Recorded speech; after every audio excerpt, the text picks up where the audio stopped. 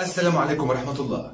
في أحد المعارك العظيمة بين جيوش المسلمين بقيادة خالد بن الوليد رضي الله عنه وبين جيوش الروم، كان المسلمين بيصطفوا وبيستعدوا للقاء العدو، وكان خالد بن الوليد بيشرف على صفوف المسلمين، وفجأة وبدون أي مقدمات وجدوا فارس مسلم شجاع بيخترق صفوف العدو وبيقتل الروم يمين وشمال بسيفه، لدرجة أن المسلمين استغربوا جدا من إقدامه الشديد، فكان كالصاعقة. كان فارس عجيب جدا وبيمتلك شجاعة ملهاش وصف وملهاش مثيل، كان بيرتدي اللون الأسود وكان لابس عمامة لونها أخضر، لدرجة أن خالد بن الوليد كان بيقول: من هذا الفارس؟ وأيم الله إنه لفارس شجاع. فالمسلمين وخالد بن الوليد حاولوا ان هم يتبعوه ويتحركوا وراه، لكن الفارس ده كان زي النار في الهشيم كالصاعقة، دخل وسط الروم حطم مواكبهم وزعزع عزائمهم،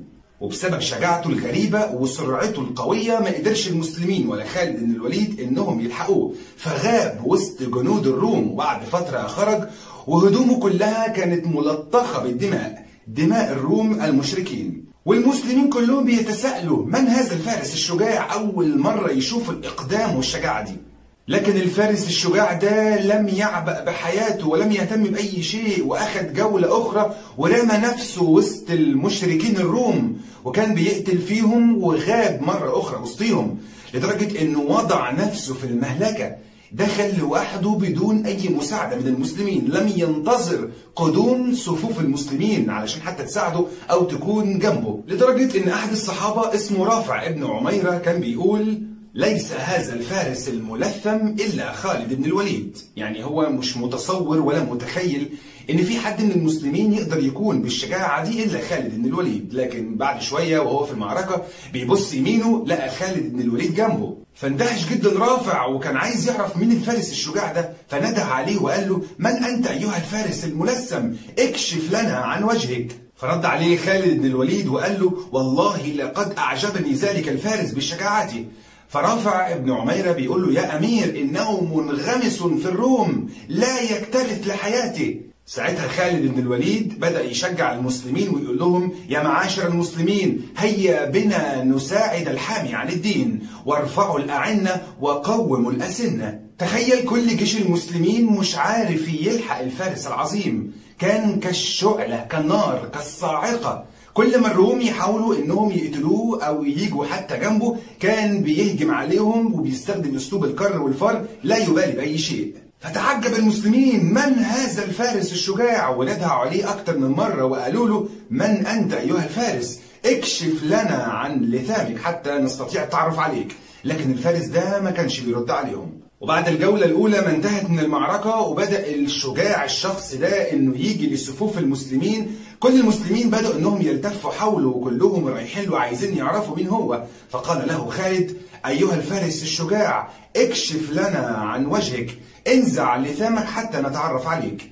لكن الشجاع المسلم ده برضه ما ردش، فأمر عجيب وغريب. وكل ما يحاول واحد من المسلمين إنه يتوجه إليه ويسأله عن اسمه بنلاقي ان الفارس ده ما كانش بيرد على حد، لحد ما جت اللحظه وخالد بن الوليد بنفسه توجه اليه وقال له: ويحك، ان اميرك يخاطبك، اكشف لنا عن لثامك. من انت ايها الفارس؟ لقد خطفت قلوب المسلمين وخطفت قلبي، لله درك، من انت ايها الفارس؟ وامام الحاح خالد بن الوليد على الفارس ده رد عليه بنبره التانيث وقال له: والله يا أمير ما عرضت عنك إلا حياء منك، فأنا من ذوات الخدور وبنات الستور. من ذوات الخدور وبنات الستور، يعني مش راجل أصلا، ده كان أنثى، امرأة، بنت كانت بتحارب مع المسلمين وأشجع من كل رجال المسلمين. لك أن تخيل أن تاريخنا العظيم قد ايه مليء بالشخصيات العظيمة، رجال ونساء. فاندهش جدا خالد بن الوليد وقال لها: من انت بارك الله فيك؟ قالت: انا خولة بنت الازور، فارسة مقاتلة عنيدة. لك ان تتخيل كل الشجاعة دي كانت في امرأة. تاريخنا الاسلامي مليء بالشخصيات العظيمة العملاقة، لم يقتصر فقط تاريخنا على الرجال، وانما كمان كان هناك نساء عظيمات تخرجوا من مدرسة النبوة، من مدرسة لا إله إلا الله. لكن هنا السؤال، هل يا ترى تاريخنا الإسلامي الكبير ما فيش فيه شخصية نسائية زي خولة بنت الأزور؟ الإجابة هنعرفها النهاردة، وزي ما بيقول أحد العلماء: وتذكر ثورتنا العارمة بطولات سيدتي فاطمة، تفجر بركان جرجرة فزلزلت باريس العاصمة. يا ترى مين الشخصية النسائية العظيمة دي اللي بنشبهها بخولة بنت الأزور؟ ده اللي هنعرفه في حلقة النهاردة. معكم عمرو نصر، ويلا بينا نعرف تفاصيل الحكاية.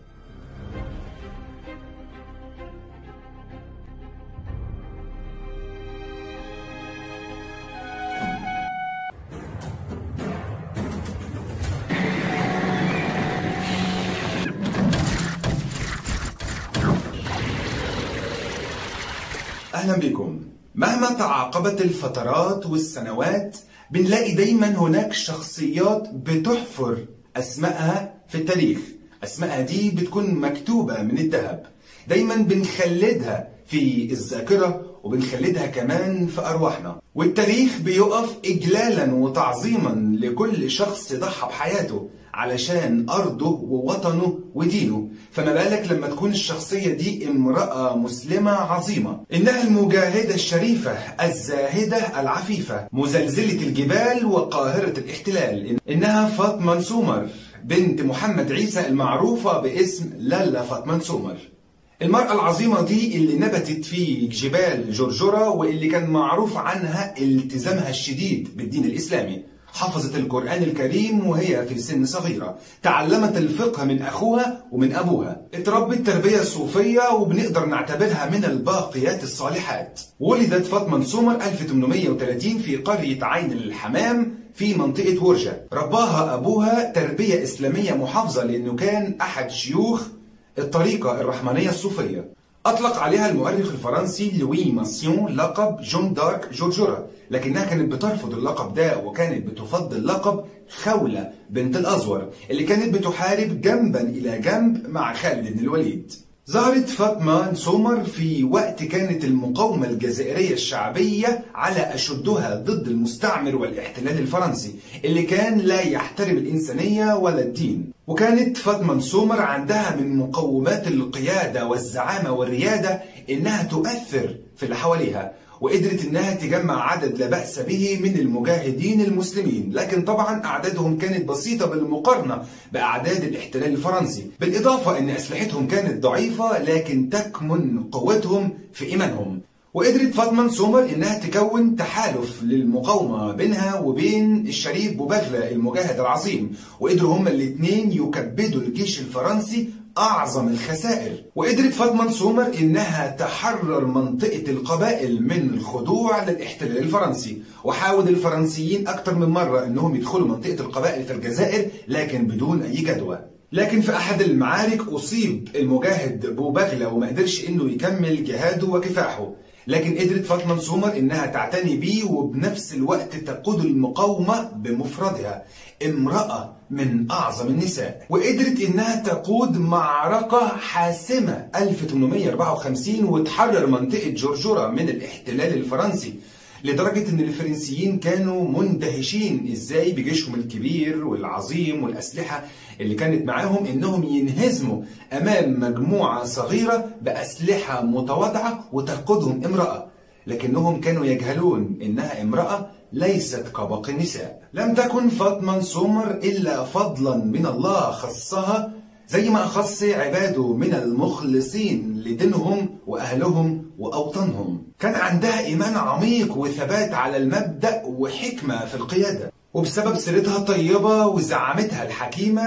وأسلوبها في القتال جعل اسمها يتردد في كل أركان وربوع الجزائر، لدرجة أن القائد الفرنسي ماك ماهون قدر أنه يستعين بقوات فرنسية أخرى كمان علشان يكونوا جيش فرنسي كبير عدده 45,000 مقاتل، كل ده علشان يتخلصوا من عدوتهم اللدود لالا فاطمة نسومر. وتقابل الفريقين في معركة بجوار منطقة أيت سوركا 1857، ولك أن تتخيل أن الجيش الفرنسي الكبير اللي كان تعداده 45,000 جندي كان بيحارب مين يا جماعة؟ بيحارب جيش قوامه 7000 مقاتل. 7000 مقاتل بيحاربوا 45,000 جندي فرنسي معهم أحدث الأسلحة الحديثة. ورغم المقاومة العنيفة والقوية اللي كان بيقوم بيها المسلمين الجزائريين بقيادة فاطمة نسومر، وإنهم كبدوا الجيش الفرنسي خسائر فادحة، لكن في النهاية مع الأسف بسبب قلة أعدادهم وكثرة أعداد الفرنسيين، قدر الفرنسيين إنهم يوقعوا بفاطمة نسومر أسيرة وأخذوها إلى منطقة في شمال الجزائر تحت الإقامة الجبرية. وبعد 6 سنوات أصيبت بمرض العضال واستشهدت إلى رحمة الله 1863. فاطمة نسومر لما توفت إلى رحمة الله كان عمرها لم يتجاوز 33 سنة.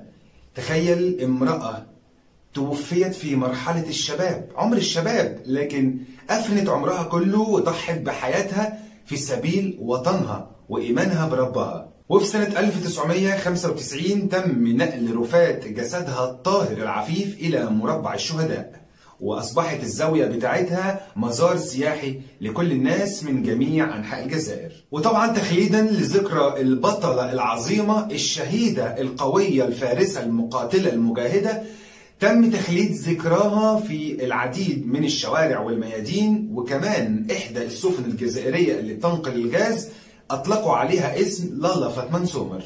نقدر نعتبرها إنها من الناس القليلة اللي اعتلوا منابر التاريخ وتخلد اسمهم في ذاكرة الأمة بسبب تضحياتها العظيمة اللي ما كانتش عايزة أي مقابل غير ابتغاء مرضاة الله. هي دي الشعوب الحرة الأبية اللي بتصنع تاريخها بنفسها وبتصنع حدودها كمان بقوة إيمانها. شعوب ترفض الذل والهوان وتعشق الحرية، قدموا تضحيات بدمائهم لمساعدة كل مظلوم مقهور، وكانت تضحياتهم دي بتزلزل عرش كل مختال فخور. علشان كده من واجبنا الآن إننا نعلم أجيالنا ما بذل من تضحيات، وإن أمتنا الإسلامية العظيمة مليئة بالشخصيات العملاقة رجالا ونساء، نساء عظيمات. ويجي علينا الوقت اللي نعيش بالأمل، روح الأمل لمستقبل متطور ومزدهر. ولحد ما أشوفكم إن شاء الله في حلقة جديدة، اوعى تخلي حد يضحك عليك، وإلى اللقاء.